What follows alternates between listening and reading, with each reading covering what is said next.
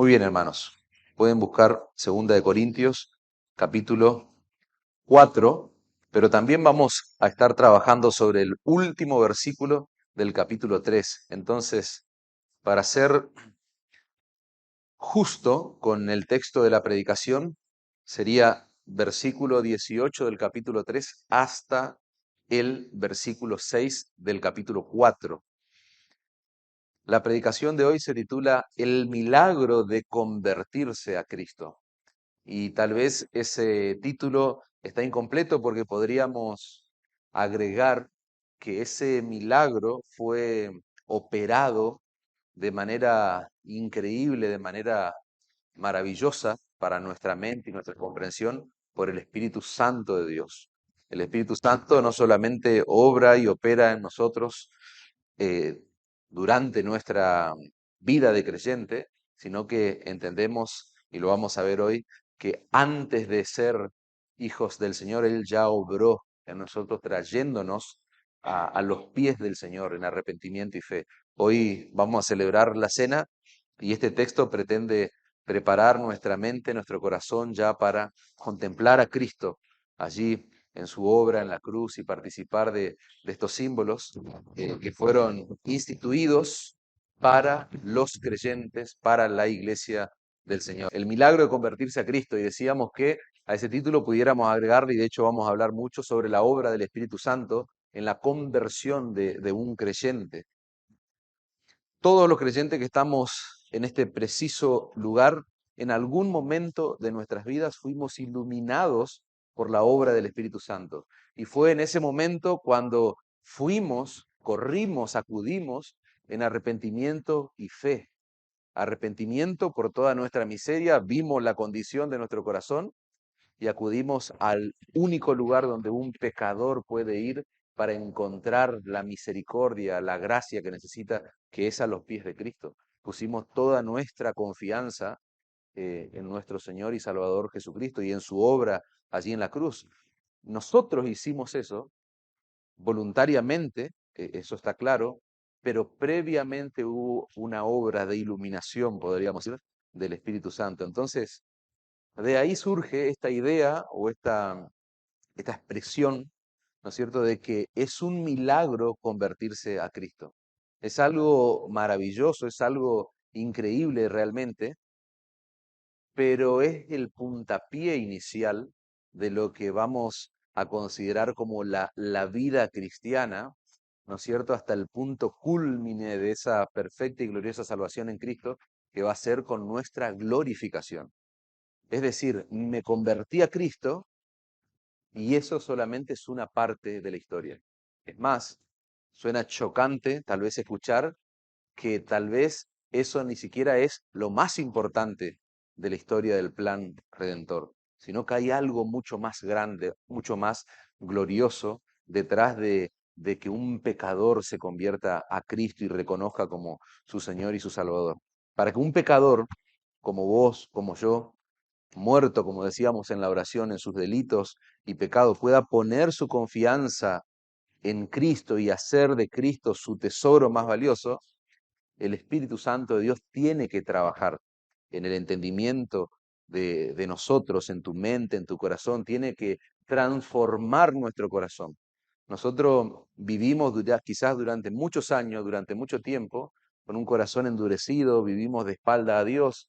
Siempre yo digo esos peros, esos puntos de inflexión que encontramos en la Escritura cuando la palabra de Dios nos describe lo que éramos antes de conocer a Cristo. Y están esos peros gloriosos, ¿no? Donde se refleja lo que somos ahora. Pero detrás de todo eso está la obra preciosa del Espíritu Santo. Y ese es el tema sobre el cual hoy vamos a trabajar, sobre el cual hoy vamos a considerar previamente, antes de la participación de la Santa Cena. Así que vamos a leer una vez más, y repito, voy a leer el verso 18, pero no vamos a arrancar por ahí, sino que lo vamos a ver al final. De hecho, el verso 18 fue también parte de una predicación que nosotros tuvimos aquí en la iglesia. Se expuso solamente en una Santa Cena el verso 18. Hoy vamos a tomarlo allí como punto de referencia para cerrar el sermón. Pero dice el verso 18, por tanto, nosotros todos mirando a cara descubierta como en un espejo la gloria del Señor, somos transformados de gloria en gloria en la misma imagen como por el Espíritu del Señor. Versículo 1 del capítulo 4, segunda de Corintios. Por lo cual, teniendo nosotros este misterio según la misericordia que hemos recibido, no desmayamos, antes bien renunciamos al oculto y vergonzoso, no andando con astucia ni adulterando la palabra de Dios, sino por la manifestación de la verdad, recomendándonos a toda conciencia humana delante de Dios.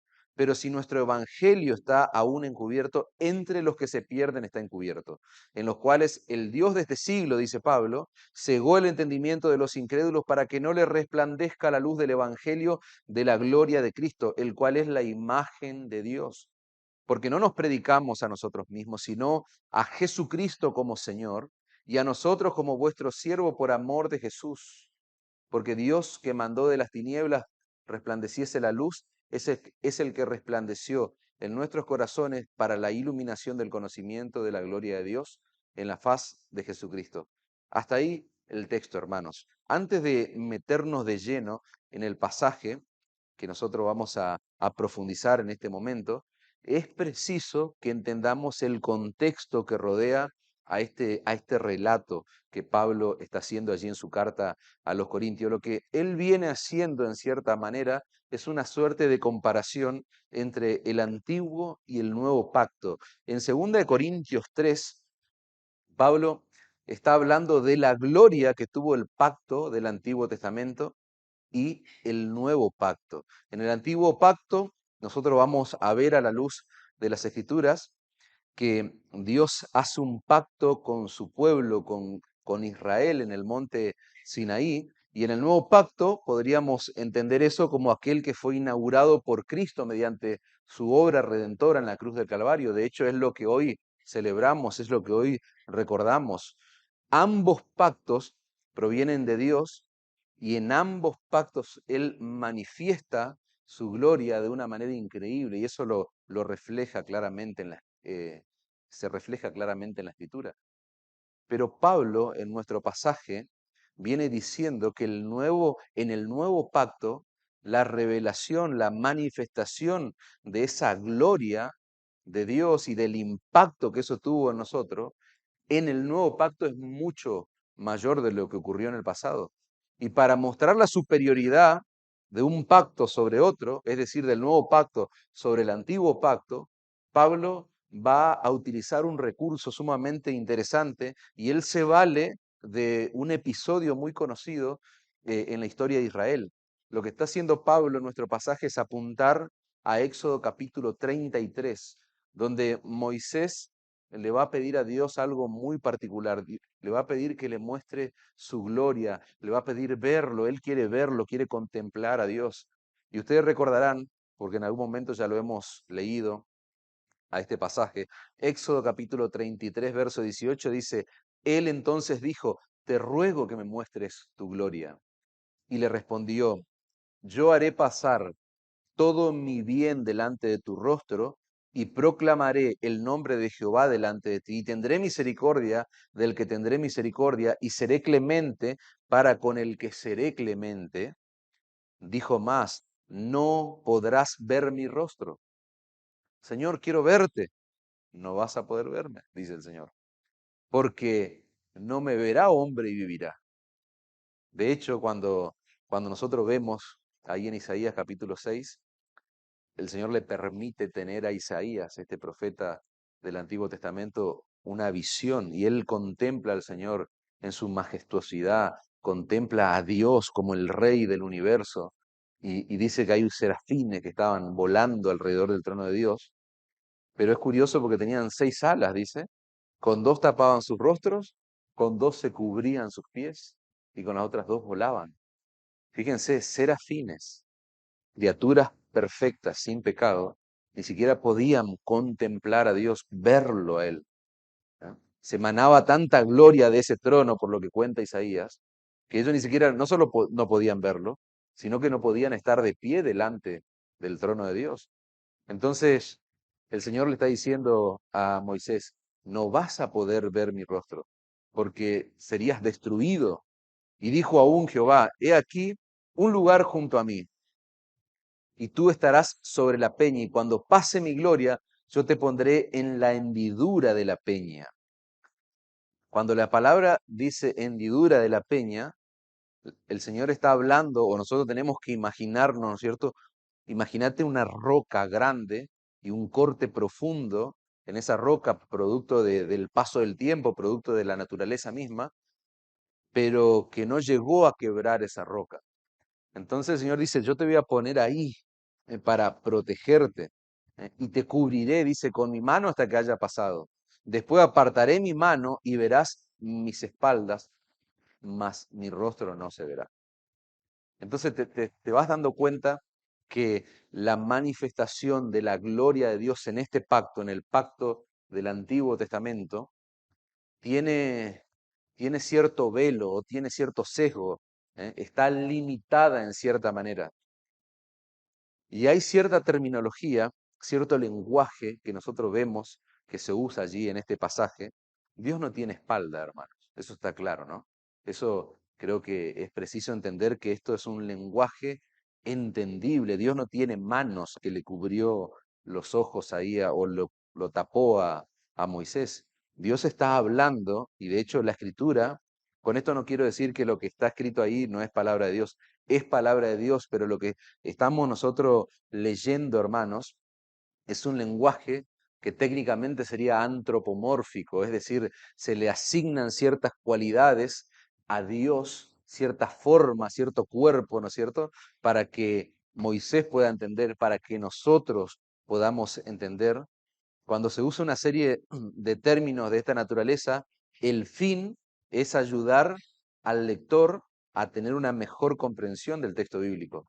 Dios está usando un lenguaje comprensible para hacerle ver a este hombre, a Moisés, que él solo va a tener una visión parcial de su gloria, una visión parcial.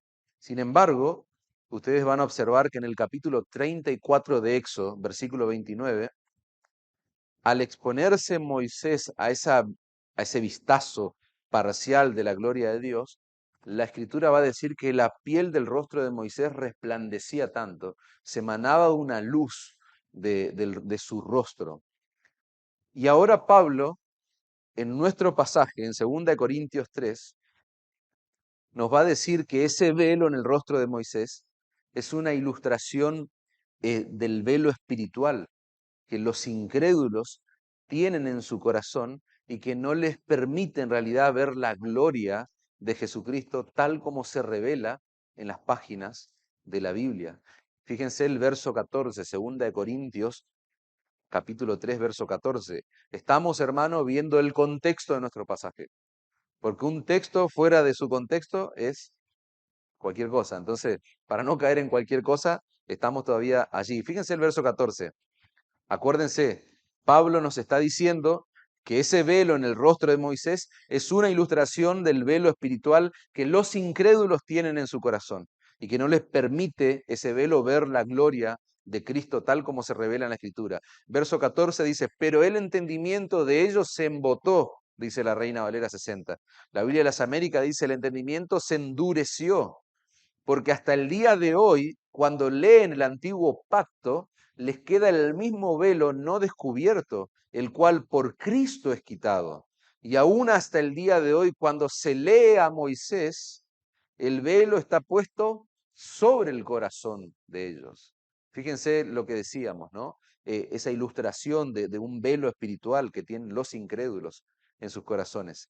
Ese trozo de tela, que el velo no es ni más ni menos que eso, él se tuvo que tapar para que no emane esa luz. Ese trozo de tela en la cara de Moisés vino a ser una representación de la obstinación, de la dureza del corazón del pueblo de Israel y de todos los incrédulos a lo largo de toda la historia, no solamente de Israel, sino también de mucha gente en nuestros días, de muchos quizás aún en medio de nosotros. Entonces yo lo que quiero, hermanos, que pongamos nuestra atención ahora en ver cuál era nuestra condición en el pasado antes de conocer a Jesucristo. Yo quiero llevarte a vos a contemplar cuál era tu condición si vos sos un creyente, o cuál es aún tu condición si aún no has ido hacia Cristo en arrepentimiento y fe, clamando por misericordia y perdón. El texto nos muestra cómo es el duro corazón de los incrédulos, que no les permite ver la gloria de nuestro Señor Jesucristo.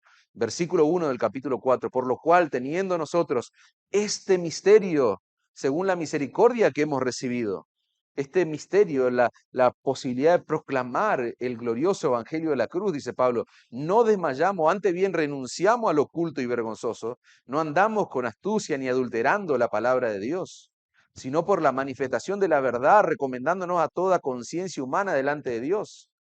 Y acá viene lo medular, si nuestro evangelio aún está encubierto, ¿entre quiénes está encubierto? Entre los que se pierden lo está, en los cuales el Dios de este siglo, Satanás mismo, cegó el entendimiento de los incrédulos para que no le resplandezca, ¿qué cosa? La luz del Evangelio, de la gloria de Cristo, el cual es la imagen de Dios. Fíjense que Pablo está diciendo que el problema del hombre incrédulo es que está completamente ciego al resplandor de la luz del Evangelio, de la gloria de Cristo.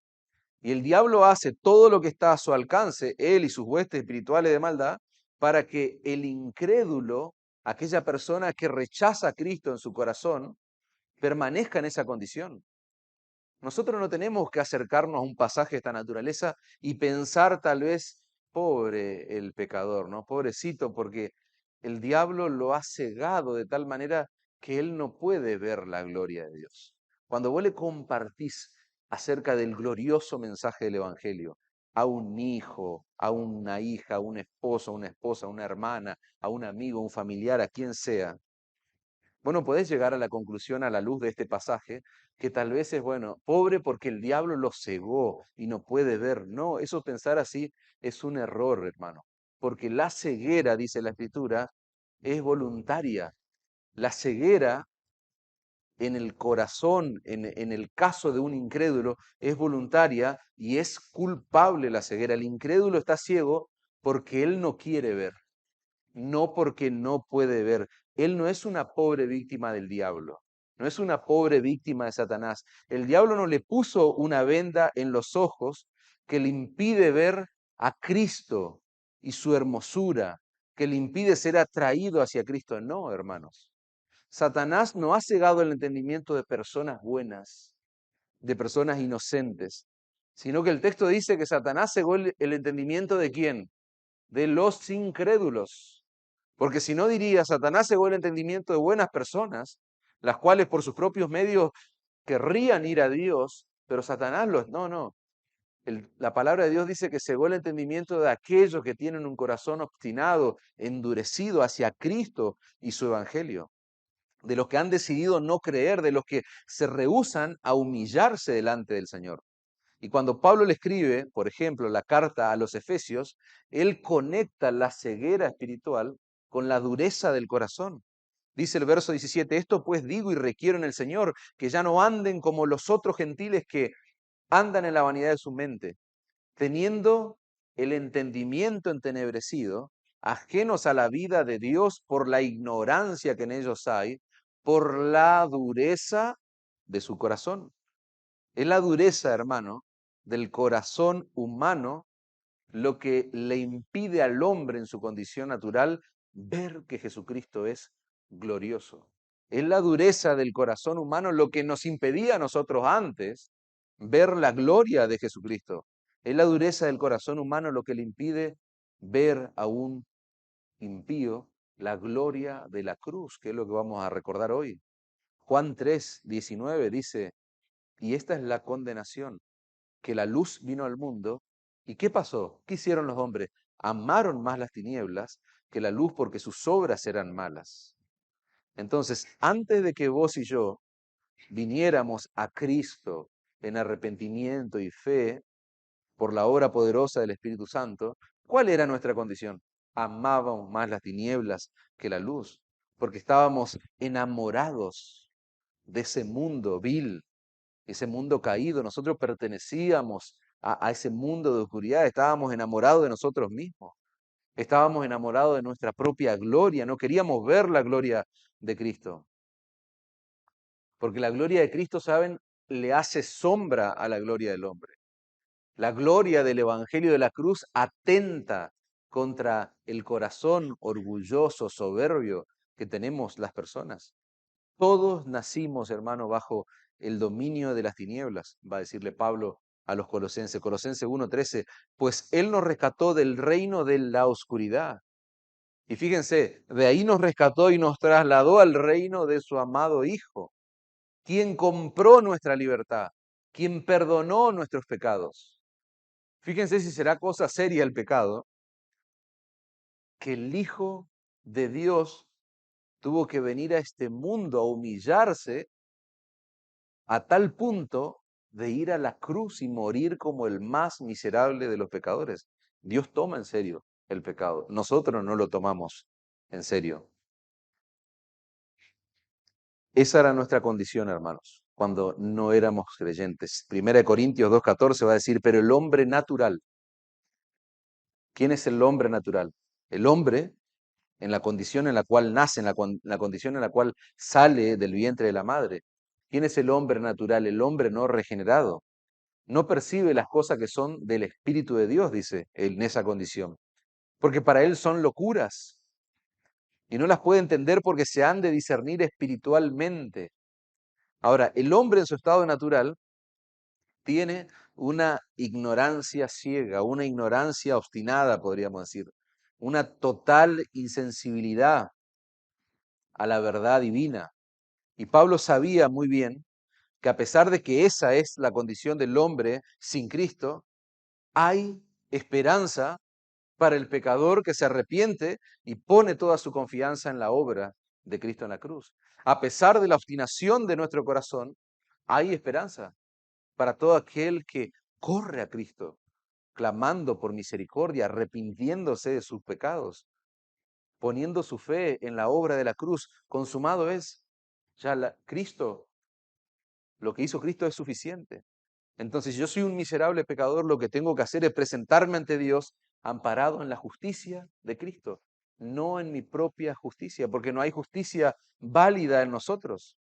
Y fíjense que si Pablo sabrá esto, porque él lo sabía muy bien. Él mismo estuvo en esa condición cuando él era un fariseo de fariseos, dice la Escritura. Él era uno de esos judíos de los cuales estaba hablando él en su relato.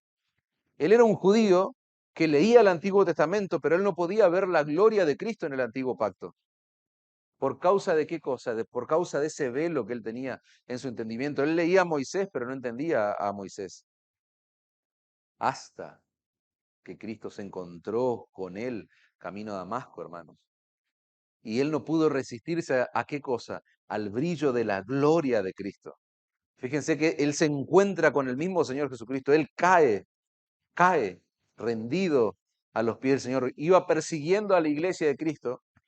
Y él dice, Pablo, Pablo, dice el Señor, ¿por qué me persigues? Dura cosa, ¿eh? Te estás dando contra la pared. Él cae rendido, hermanos. Y se transformó de tal manera que dejó de llamarse Saulo, ahora se llama Pablo, dejó de ser un blasfemo, dejó de ser un perseguidor de la iglesia y ahora es el gran apóstol Pablo. Así de poderosa es la gloria de Cristo, así de poderosa es la luz que emana de la gloria de la cruz, hermanos. Y si bien es cierto que la experiencia de conversión de Pablo fue única, nosotros no podemos pretender, vos no pretendas que el Señor, si aún Cristo no es tu Salvador, no pretendas que el Señor se te aparezca y vos tengas ahí una revelación, no seas tan necio de corazón. Fue única la experiencia de Pablo, pero en esencia los detalles, las circunstancias que rodean a la experiencia de conversión de Pablo, en esencia, es lo mismo que ocurre con nosotros. Cuando el Espíritu Santo ilumina nuestro entendimiento, cuando el Espíritu Santo ilumina nuestro corazón. Por eso quiero sacarte ahora de que entiendas cómo es el corazón obstinado del hombre sin Cristo. Quiero poner tu mente ahora en lo que hace el Espíritu Santo en nuestra conversión, para que nosotros salgamos de la obstinación a la adoración. Nosotros éramos necios, éramos hijos de ira, estábamos perdidos. Pero ahora Nosotros estamos en otra condición. Ahora adoramos a Cristo, nuestro Señor, nuestro Salvador. Y para que eso ocurra, el Espíritu Santo obró el milagro de nuestra conversión. Veamos por qué decimos, hermanos, que convertirse a Cristo es un milagro realmente. Todos los creyentes, les dije, pasamos por una experiencia similar a la de Pablo, no igual. No lo vas a ver a Cristo en su brillo, en su esplendor, te vas a quedar ciego, va a venir un profeta, no. Eso no va a ocurrir con nosotros. Pero todos pasamos por una experiencia similar. El Señor Jesucristo, en vez de manifestarse a nosotros, como lo hizo con Pablo camino a Damasco, Él se manifiesta a nosotros, hermanos, por medio de la predicación del Evangelio, por medio de la predicación de la palabra de Dios.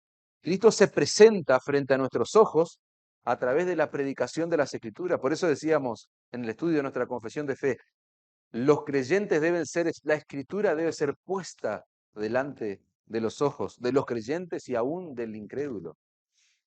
Miren lo que expresa nuestro texto, el texto que estamos estudiando. Pablo acaba de decir que si el Evangelio está encubierto, entre los que se pierden está encubierto, a los cuales dijimos, el Dios de este siglo les cegó el entendimiento, por ser buenos, no, por ser incrédulo, por tener un corazón obstinado y duro. Sin embargo, Pablo dice que aún así él predicaba, y uno va leyendo el texto hasta esta instancia, y uno pudiera preguntarse de manera legítima si acaso él no está diciendo que el pecador está ciego a la luz de la gloria de Cristo, y a menos que vea esa gloria no se va a convertir. Entonces, ¿para qué predicar el Evangelio? Si el mismo Pablo está diciendo eso, que el diablo cegó el entendimiento de los incrédulos, ¿para qué proclamar a Cristo y este crucificado? Verso 5, porque no nos predicamos a nosotros mismos, no nos predicamos a nosotros, no hacemos alarde de nosotros, no, dice, predicamos a Cristo como Señor, a Jesucristo como Señor. Y, no, y fíjense que la palabra Señor es recurrente en esa época. Se ha filtrado en el mundo evangélico eso de ese concepto diabólico de tener a Cristo como Salvador, pero tal vez no como Señor. ¿Eh? Quizás vos sos salvo, pero como todavía no vivís conforme a la estatura y a la imagen de Cristo, Él todavía no es tu Señor. Eso es diabólico. Cristo es el Señor y el Salvador de alguien o no es nada. Y Señor es una palabra clave en el primer siglo. Porque reconocer a Cristo como Señor era perder la vida, hermanos. Era perder la vida, era que tu cabeza salga rodando. Porque el solo hecho de declarar fe y proclamar a Cristo como tu Señor y no al emperador, eso era un pecado capital, hermanos. Y Pablo dice, no nos predicamos a nosotros, predicamos a Jesucristo como Señor y nosotros como esclavos por amor de Jesús. Siervos es esclavo. Siervo merece la paga de un salario, el significado real de ese texto. Un esclavo no merece nada y la palabra detrás de esta traducción es esclavo. Nosotros somos ahora esclavos de Cristo. Somos esclavos. Él puede hacer lo que quiera con nuestra vida, no el emperador, no otra persona. Dice, porque Dios que mandó que de las tinieblas resplandeciese la luz, Dios Él es el que resplandeció en nuestros corazones para la iluminación del conocimiento de la gloria de Dios en la faz de Jesucristo. Pablo está apuntando con esa expresión para iluminación del conocimiento de la gloria de Dios en la faz de Jesucristo. Él está apuntando, hermanos, a Génesis 1:3, donde Dios dijo, sea la luz, ¿y qué ocurrió? Y la luz fue hecha con el poder de la palabra de Dios. Lo primero que hizo Dios por medio de su palabra, ¿qué fue? ¿Crear qué cosa? Génesis 1:3, crear la luz, sea la luz. Y de la misma forma, lo primero que hace Dios en el pecador, ¿por medio de qué? De su palabra, ¿qué es? Es crear luz, es traer luz, es iluminar el entendimiento. Nuestro entendimiento, ¿para qué? Para que ahora sí nosotros podamos ser capaces de ver, podamos tener la capacidad de saborear, por decirlo de alguna manera, de deleitarnos. ¿En qué cosa? En la gloria de Dios, en la faz de Jesucristo, en el rostro sería de Cristo. Lo que sucede en Génesis 1:3, hermanos, es una figura preciosa de lo que Dios hace en la regeneración. Cuando nosotros vemos a Dios creando la luz con el poder de su palabra, es lo que ocurre en vos cuando te convertís a Cristo, de tus pecados al Señor. Dios nos hace nuevas criaturas por el poder del Espíritu Santo. Cuando alguien está exponiendo, cuando alguien está predicando fielmente las Sagradas Escrituras, eso hace. Dios hace nueva criatura, aquel que pecador que se expone a la proclamación de su palabra. Dios viene a nosotros y de repente ocurre lo que ocurrió allí en el principio. Dios dice, sea la luz, y la luz es hecha. Sea la luz y el Espíritu Santo, ¿qué es lo que hace? Abre los ojos de nuestro entendimiento para que ahora sí podamos tener, para que podamos adquirir una nueva comprensión de las verdades del Evangelio que nos mueven a abrazar a Cristo en arrepentimiento y fe. Previo a ese acto de arrepentirnos y depositar toda nuestra fe en Cristo, está esta obra, esta iniciativa de Dios de movilizarnos, de abrir nuestros ojos. Ahora, aplicación, hermanos, ¿ustedes se dan cuenta lo trágico que es sustituir la predicación de la palabra de Dios en nuestros cultos por otras cosas? ¿O anexar a la proclamación de la palabra cosas atractivas, cosas más entretenidas para, para alcanzar al que está perdido? ¿Qué necesita el que está perdido? ¿Un show o necesita la palabra de Dios? Necesita ser expuesto a la predicación fiel de la palabra. No necesita un show, no necesita arte. Para arte vamos al teatro, para arte vamos a cualquier otro lugar. El nivel de perversión, hermanos, que gira en torno o alrededor de la misma palabra de Dios hoy en día es tremendo, es terrible, es triste, es lamentable. Nosotros pudiéramos llenar este lugar, hermanos, con programas, con actividades, con cultos más entretenidos, cultos más espectaculares probablemente, invitando gente, invitando, vaya a saber a quién, pero nada de la pavada que nosotros podamos hacer va a resucitar a un muerto espiritual, hermanos.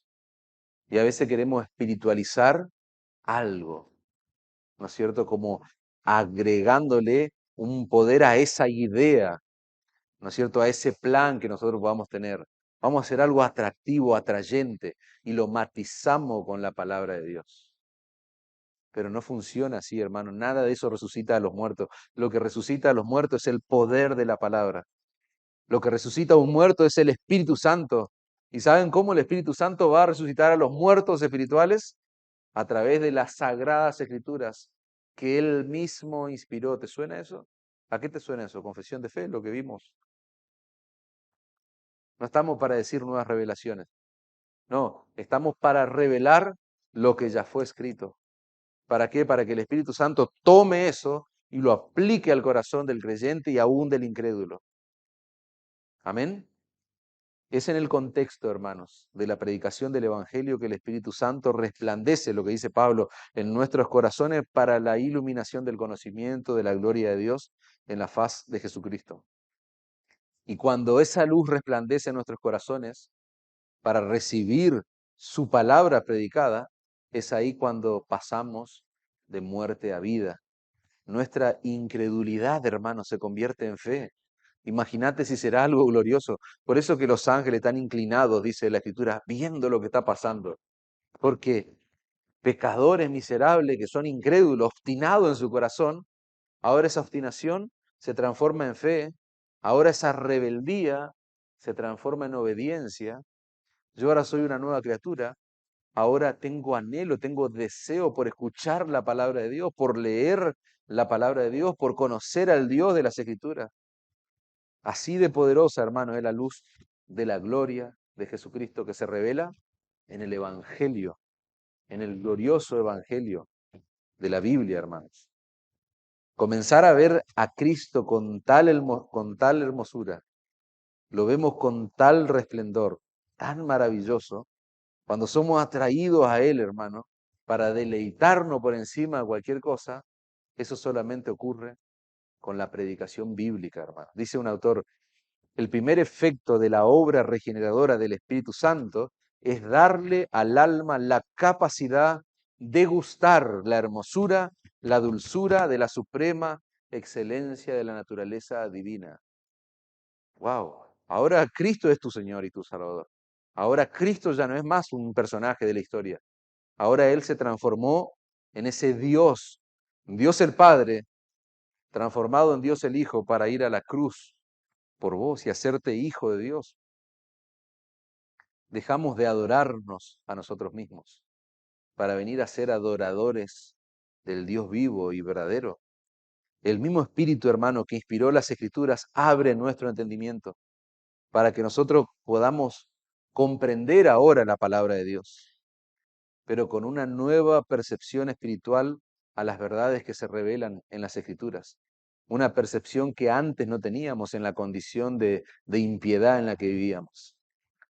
Y es ahí cuando nosotros podemos ver lo que nunca antes vimos, que Jesucristo es glorioso, que Jesucristo tiene una gloria maravillosa, hermano, que lo hace el ser más perfecto, el ser más atractivo del universo.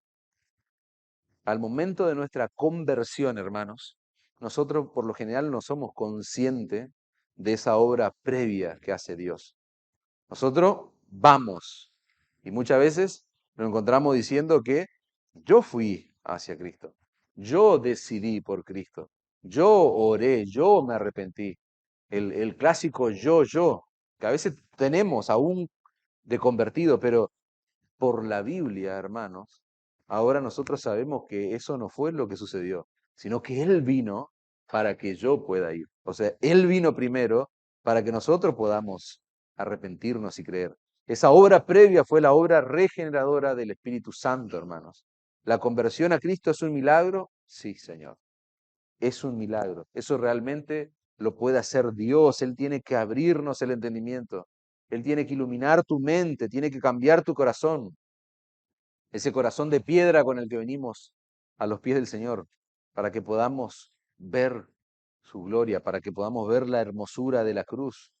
Mateo 16:13 dice que el Señor le preguntó a sus discípulos diciendo, ¿quién dicen los hombres que es el Hijo del Hombre? Ellos le dijeron, unos Juan el Bautista, otros dicen que sos Elías, y otros Jeremías o alguno de los profetas. Él les dijo, ¿y ustedes? ¿Quién dicen que soy yo? Respondió Simón Pedro, tú eres el Cristo, el Hijo del Dios viviente. Entonces le respondió, bienaventurado eres Pedro, bienaventurado eres Simón, hijo de Jonás, porque no te lo reveló carne ni sangre, sino mi Padre que está en los cielos. ¿Quién le reveló eso a Pedro? El Padre. No, él no está diciendo, wow, qué increíble, qué destreza intelectual, qué ser más maravilloso, qué persona tan elocuente. No, no es lo que dice el texto, hermanos. El Señor le está diciendo, sos bienaventurado, sos dichoso, porque lo que acabas de decir, eso no salió de tu intelecto, no te lo reveló nadie, sino mi Padre. Mateo 11:27, mi Padre me ha confiado todo. Nadie conoce verdaderamente al Hijo excepto el Padre, y nadie conoce verdaderamente al Padre y a aquellos a quienes el Hijo decide revelarlo. Nueva traducción viviente estoy leyendo. ¿Te das cuenta? Es Dios quien toma la iniciativa. Es Dios, hermanos. Tu salvación es diocéntrica. La centralidad del Evangelio es Dios. ¿Te das cuenta por qué decimos nuestra conversión, lo que decíamos al principio? Es una parte, ni siquiera es lo más importante.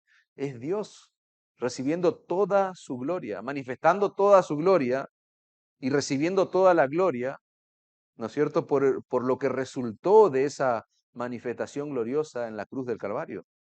Dios recibe gloria, hermano. Él toma la iniciativa. Por eso Pedro es bienaventurado, por eso Pedro es un bendito de Dios. Porque Dios, el Padre, amó a Pedro desde antes de la fundación del mundo. Y ahora le está revelando lo que no le había revelado a los fariseos que estaban allí, diciendo que este es una cosa, que este es lo otro. No. Dios a Pedro le había revelado lo que no le había revelado a esos fariseos incrédulos. Entonces, con todo esto que acabamos de meditar y reflexionar, hermanos, logro convencerte, no yo, la palabra de Dios, que si vos sos un verdadero cristiano, vos sos la persona más privilegiada que habita este mundo. ¿Vos te das cuenta de los privilegios, del alto honor de ser un cristiano, de ser un creyente en Jesucristo, de ser un bienaventurado? Porque esta revelación te la está dando Dios a través de su palabra. Entonces vos sos bienaventurado, sos dichoso, sos un bendito de Dios, como lo es Pedro si vos sos un creyente. Porque Dios quiso, escuchen bien esto, hermano, Dios quiso vencer tu ceguera. ¿Y cómo era esa ceguera? Era voluntaria, era condenatoria, decíamos, era obstinada, pero Dios estuvo determinado a vencer, a erradicar esa ceguera espiritual para que ahora vos puedas ver, para que ahora puedas vivir. Y esa transformación que se inició cuando Dios removió ese velo que nos impedía ver la gloria de Cristo revelada en el Evangelio, esa transformación, esa obra continúa avanzando exactamente como empezó. ¿A través de qué cosa? A través de la contemplación de su gloria, como se revela en las Escrituras, hermanos. Y detrás de todo eso está el Espíritu Santo. Es decir, el Espíritu Santo estuvo activo en nuestra conversión, el Espíritu Santo sigue trabajando activamente. ¿Para qué? Para ayudarnos a seguir contemplando la hermosura, la gloria de Dios que se revela en las páginas de la Biblia. Vimos la condición obstinada del corazón humano, vimos la obra que hace el Espíritu Santo. Ahora sí yo quiero que pongamos nuestra atención en el verso 18, que es un texto que ya lo explicamos, para ver cómo el Espíritu Santo obra ahora en nuestra santificación. Por tanto, verso 18 del capítulo 3, nosotros todos mirando a cara descubierta como en un espejo la gloria del Señor, somos transformados de gloria en gloria. Somos transformados de gloria en gloria en la misma imagen como por el Espíritu del Señor. Esa santificación progresiva, hermanos, es, cuando hablamos de santificación progresiva, es lo que está diciendo Pablo aquí, en este pasaje. Somos transformados de gloria en gloria, contemplando la gloria de quién? Del Hijo, contemplando la gloria de Dios el Hijo. Al principio nosotros dijimos que en el antiguo pacto, en Éxodo 33, solo Moisés pudo tener un pantallazo de la gloria de Dios. Solo él, porque él fue llevado allí a ese lugar. Dios hablando, comunicándose con ese hombre, teniendo un pantallazo parcial de su gloria. Pero ahora Pablo está diciendo que en el nuevo pacto, fíjense la superioridad del nuevo pacto, todos nosotros podemos ver esa gloria. Todos los verdaderos creyentes en Cristo. Anteriormente nosotros vimos que la Escritura dice que Moisés vio las espaldas de Dios y decíamos que es un lenguaje antropomórfico, es asignarle atributos humanos a Dios para poder entender el mensaje. Pero está claro que hay parcialidad en lo que Moisés está viendo. Vio la espalda, él no podía ver el rostro, dice la Escritura. Pero ahora Pablo, hermano, nos dice que los creyentes del Nuevo Testamento, gracias a la obra iluminadora del Espíritu Santo, a través de la santa palabra de Dios, nosotros podemos ver la faz, podemos ver el rostro de Cristo, podemos contemplar su gloria. Nosotros no vemos las espaldas, nosotros podemos ver la cara, es lo que está diciendo Pablo. Todos los creyentes del nuevo pacto tenemos el privilegio de ver como en un espejo, dice, la gloria del Señor reflejada en Jesucristo. Y es interesante ese detalle del espejo. ¿Por qué? Porque en la antigüedad los espejos no eran como los espejos que usamos nosotros en nuestros días. En la antigüedad los espejos solían ser de metal pulido, un metal muy pulido. Podía ser bronce ese metal, cobre o plata. Entonces, en ese tipo de espejo, la imagen o el reflejo no era perfecto, quizás como el espejo que hoy tenés en tu casa, pero se podía contemplar tu imagen.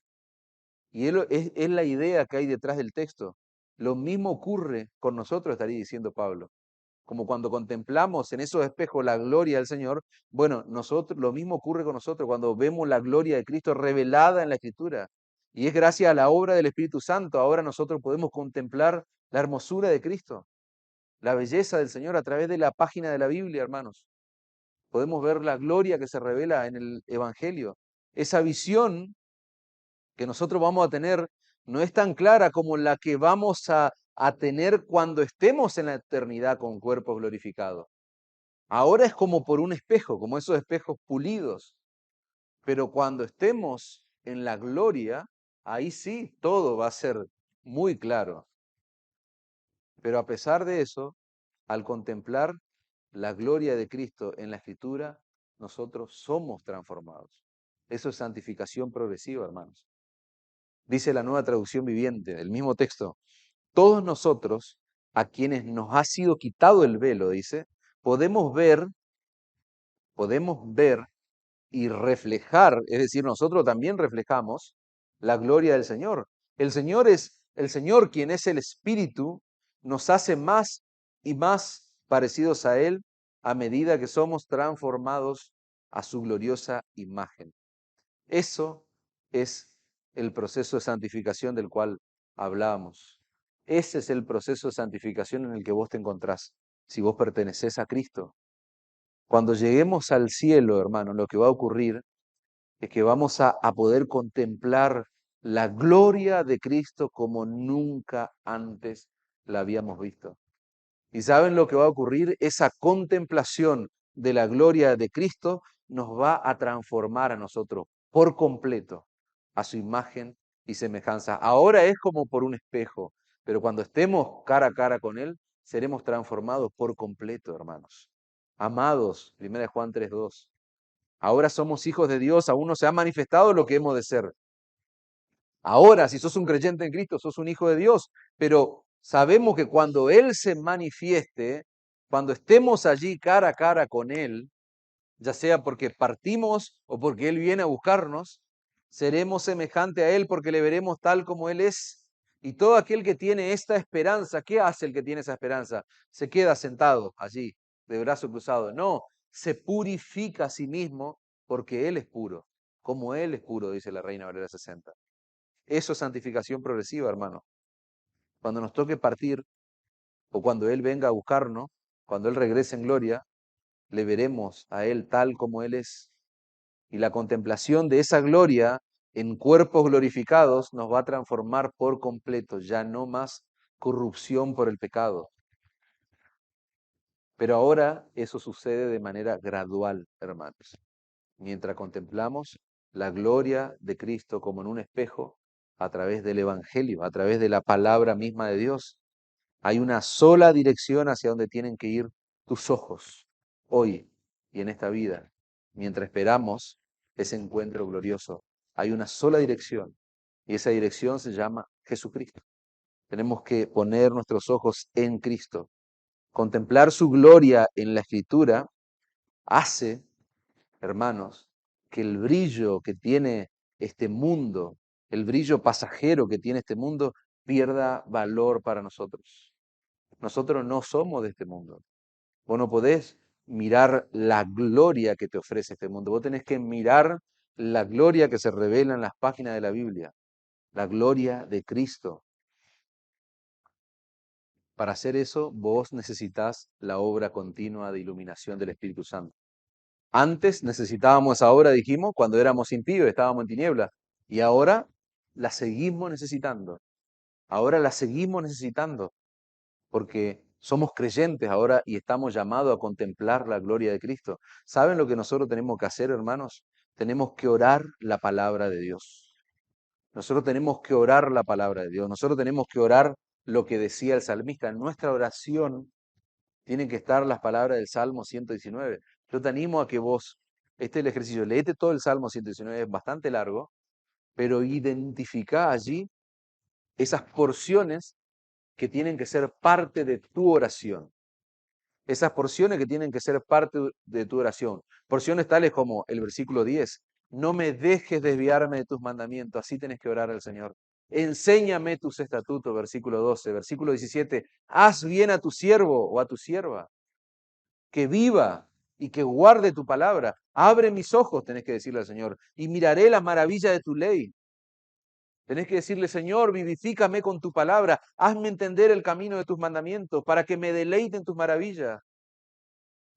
Se deshace mi alma de ansiedad, dice el verso 27. Susténtame según tu palabra. Así clamá y pedile a Dios. Decirle al Señor, verso 29, apartá de mí el camino de la mentira y en tu misericordia concédeme tu ley. En tu misericordia le está diciendo, concédame tu ley, dame tu palabra. El salmista clamaba de esa forma porque él quería ver las maravillas reveladas en este libro, hermanos, en la palabra de Dios. Él quería ver la gloria de Dios.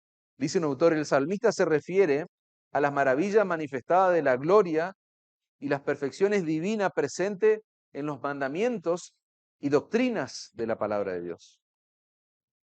Vos y yo necesitamos ver las maravillas que Dios ha revelado de sí mismo y de su obra en su palabra, hermano. Pero para eso necesitamos que Él siga abriendo nuestros ojos. Para eso necesitamos que Él siga abriendo nuestros ojos, hermanos. Los creyentes estábamos ciegos, eso está claro, estábamos ciegos, pero ahora podemos ver a Jesucristo. ¿Por qué? Porque visión nos fue dada por el Espíritu Santo. Ahora hemos recibido la vista por el Espíritu de Dios. Y el Espíritu de Dios nos sigue ayudando a ver más la gloria del Señor. Es como que hacé de cuenta que vos no puedas ver y de repente ahora recibís visión.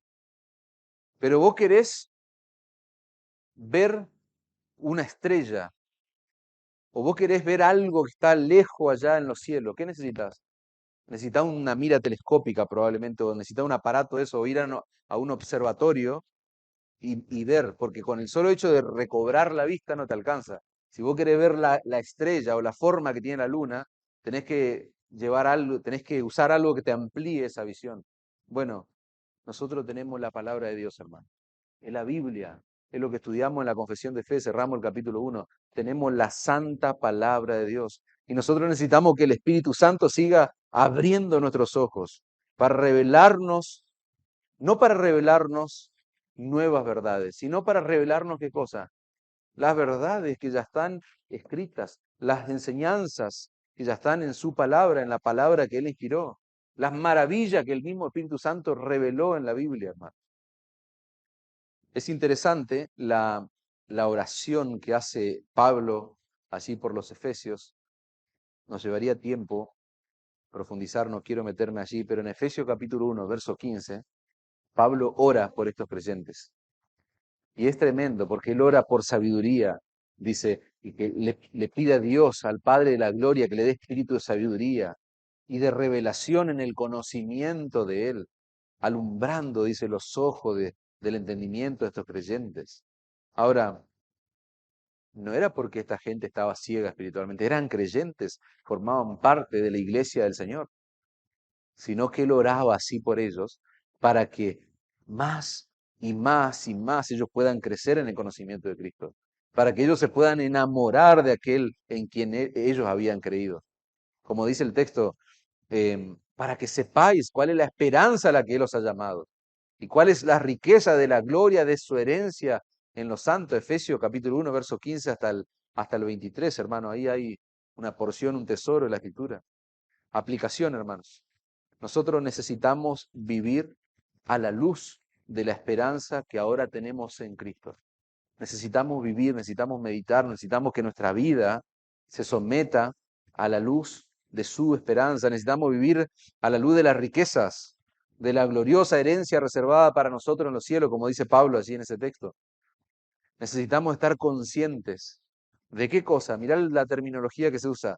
Necesitamos estar conscientes de la supereminente grandeza del poder de Dios. La supereminente grandeza del poder de Dios que está a tu disposición. ¿Para qué? Para que vos puedas luchar contra el pecado. Para que vos puedas luchar contra todo aquello que nos quiere desconcentrar de la gloria de Cristo. Para que podamos seguir desarrollándonos en este proceso de santificación progresiva. El diablo te va a decir, no, no podés. El diablo te va a decir, no, no hay esperanza. El diablo te va a traer dudas a tu corazón. Pero ¿saben lo que dice la Escritura? La Escritura nos dice que la increíble, voy a leer la nueva traducción viviente, la increíble grandeza del poder de Dios, esa increíble grandeza está operando en vos, si sos un creyente. y el mismo gran poder, dice, que levantó a Cristo de los muertos y lo sentó en el lugar de honor a la derecha de Dios en lugares celestiales, ese poder opera en los hijos de Dios.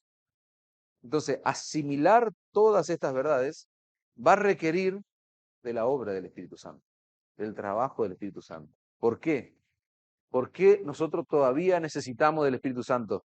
Porque el pecado, lamentablemente, aún mora en nosotros. Y el pecado, en cierto grado, todavía está oscureciendo el entendimiento de la gloria de Dios, que va a ser perfecto cuando estemos cara a cara con Él. Mientras tanto, necesitamos activamente del Espíritu Santo. Por eso necesitamos orar como el salmista del Salmo 119. Nosotros tenemos prejuicios, hermano, tenemos ideas. Y vuelvo a enfatizar esto, lo decíamos el miércoles. Necesitamos consolidar a los creyentes con la confesión de fe, con la palabra de Dios, pero un documento que encierre, que englobe las verdades esenciales de la Escritura. ¿Por qué? Porque tenemos que erradicar toda esa idea con la que llegamos a la iglesia, a los pies del Señor, todos esos prejuicios, todos esos preconceptos. Nosotros nos cuesta aceptar ciertas doctrinas, nos cuesta aceptar ciertas enseñanzas que son vitales en la Escritura. Y para eso necesitamos la obra del Espíritu Santo. ¿No te pasa que a veces vos estás leyendo la Escritura? A mí me pasa. Y no tenés que sentirte mal, porque soy honesto. A mí me pasa que a veces leo la Escritura y encuentro porciones fuertes. Y te va a pasar, o te habrá pasado ya, seguramente que estás leyendo porciones tales como donde se habla del infierno, o hay cierta terminología que la Escritura utiliza para el impío, para el pecador, y a veces sentimos como, wow, esto es fuerte. Por eso es que está este lenguaje, evangélico humanista, porque claro, ¿qué pasa con estos promotores de este tipo de predicación? Leen la Escritura, ven que esto es fuerte, entonces hay que suavizarlo. Hay que, hay que darle forma ahí, algo más atractivo para el oyente. Pero ¿por qué sentimos eso, hermanos? Por qué realmente creemos o nos pasa que a veces pensamos que la Escritura es dura?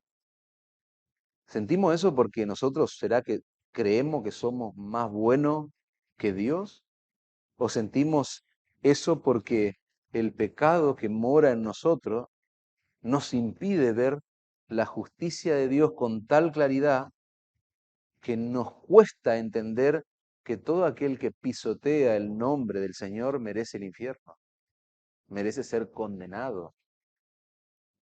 Yo creo que va por ahí. O sea, nuestro pecado nos impide ver la realidad. Y para eso necesitamos la luz. Necesitamos la luz que nos da el Espíritu Santo para entender la palabra de Dios, para entender los mandamientos, para obedecerlo. Eso es lo que hace el Santo Espíritu de Dios cuando leemos la Escritura que Él mismo inspiró. Si vos te encontrás leyendo la palabra de Dios en tu diario vivir, y yo quiero que así sea, creo que tiene que ser así, que sos un hombre, una mujer diligente, estudia, lee la palabra. Si vos sos capaz de entender lo que lees en la palabra y lo aceptás con gozo en tu corazón, lo que estás aprendiendo, lo que estás leyendo, y eso que estás aprendiendo te lleva a apreciar más a Cristo, a amar más el Evangelio, a tener un deseo mayor de hacer la voluntad de Dios. Eso vigoriza tu esperanza, tu confianza. Cuando vos lees la palabra de Dios, si todo eso está ocurriendo en vos, ¿sabes lo que vos tenés que hacer? Tenés que darle gracias a Dios. Vos tenés que caer de rodillas llorando allí, en gratitud, porque eso es posible gracias a la obra del Espíritu Santo, no porque vos sos bueno. No, es gracias a la obra que el Espíritu Santo está haciendo en tu vida, es porque Dios no se ha olvidado de vos, Él está obrando en vos claramente si te experimentás todas estas cosas. Él está obrando para que vos puedas entender las Sagradas Escrituras. Amén. Conclusión, hermanos. Necesitamos la obra del Espíritu Santo para ser salvos, dijimos. Necesitamos la obra del Espíritu Santo para ser santos. Eso resume todo lo que hemos hablado, todo lo que han escuchado ustedes. La obra del Espíritu Santo de ninguna manera va a invalidar, va a anular tu responsabilidad. Es nuestra responsabilidad leer su palabra, estudiar las Escrituras, hermanos, con atención, con diligencia, con esfuerzo. Nosotros tenemos que leer la palabra de Dios, aplicar las reglas, las normas correctas de interpretación para poder entender lo que estamos leyendo. Eso es nuestra responsabilidad. Considera esto que te digo, le dice Pablo a Timoteo. Nosotros hacemos un esfuerzo y es el Señor el que imparte el entendimiento. Es el Señor el que nos da la comprensión de su palabra. Dios no bendice a los vagos, hermano. Dios no bendice a los vagos en ningún aspecto y eso está declarado, no por mí, está declarado por Dios en su palabra. Y menos cuando se trata de su palabra, cuando se trata de la escritura. El que no trabaja ni come, dice el Señor en su palabra. Pero cuando se trata de conocer al Dios de la escritura, Dios no bendice a los vagos. No, no, no, Dios bendice a aquellos que son diligentes. Dios obra en aquellos que diligentemente estudian. Procura con diligencia presentarte a Dios aprobado como obrero que no tiene de qué avergonzarse, que usa bien la palabra de verdad. El Salmo 19:7, la ley de Jehová es perfecta. La ley de Jehová es perfecta, convierte el alma, dice el salmista. Fíjense, el testimonio de Jehová es fiel, hace sabio al sencillo. Hace sabio al sencillo. Y es interesante porque esa palabra sencillo significa una puerta abierta. ¿Y saben qué? Está hablando de aquella persona que es una puerta abierta para recibir todo, todo lo que venga de cualquier lado. Hoy hay mucha gente que está full con Internet, con la era de la comunicación en la que vivimos, en la era de la información, recibe todo lo que lee, todo lo que busca allí, todo lo recibe. Pero dice al sencillo, a alguien que es así, la palabra de Dios lo hace sabio, lo hace sabio. El Señor toma a una persona simple, a una persona sencilla, y utiliza su palabra para que ese simple sea un hombre o una mujer sabio. ¿Se acuerdan lo que leíamos, estudiábamos este miércoles, algo esperanzador? No hace falta ser un erudito para conocer la palabra de Dios. Y eso a mí me llena de gozo, me llena de gratitud. La palabra de Dios fue para el pueblo del Señor. Y si vos formás parte del pueblo del Señor, vos necesitas la palabra de Dios para que te asombre cada vez más de ese milagro glorioso que fue tu conversión. Necesitamos ser responsables. Otra consideración más, hermanos. En nuestra lectura dijimos, pero el gozo, la obediencia, el deleite, el consuelo, la amonestación, la esperanza, el aliento, la fortaleza que se deriva de nuestra lectura de la Escritura, solo es posible si nosotros leemos, meditamos, estudiamos, amparados y en dependencia del Espíritu Santo de Dios. Y que el Señor, hermanos, utilice la palabra predicada hoy desde este púlpito para bendecirnos como iglesia. Que el Señor pueda bendecirnos a todos los que estamos acá en este lugar. Que el Señor pueda escribir con su Espíritu Santo en tu corazón, en mi corazón. Que el Espíritu Santo pueda vencer la obstinación de un corazón obstinado que no tenga a Cristo como Señor y su Salvador en este lugar. Que hoy, si hay alguien entre nosotros que aún Cristo no es su Señor, que hoy sea traído de la muerte a la vida. Que el Señor regenere allí ese corazón duro, que venga Cristo en arrepentimiento y fe, y que ese mismo Espíritu Santo que está obrando, trabaje en el corazón de aquellos que son creyentes, hermanos, para que podamos deleitarnos en su palabra, para que podamos deleitarnos en la gloria de Cristo. Que hoy vamos a hacer digna memoria de esa obra maravillosa de la cruz del Calvario. Amén.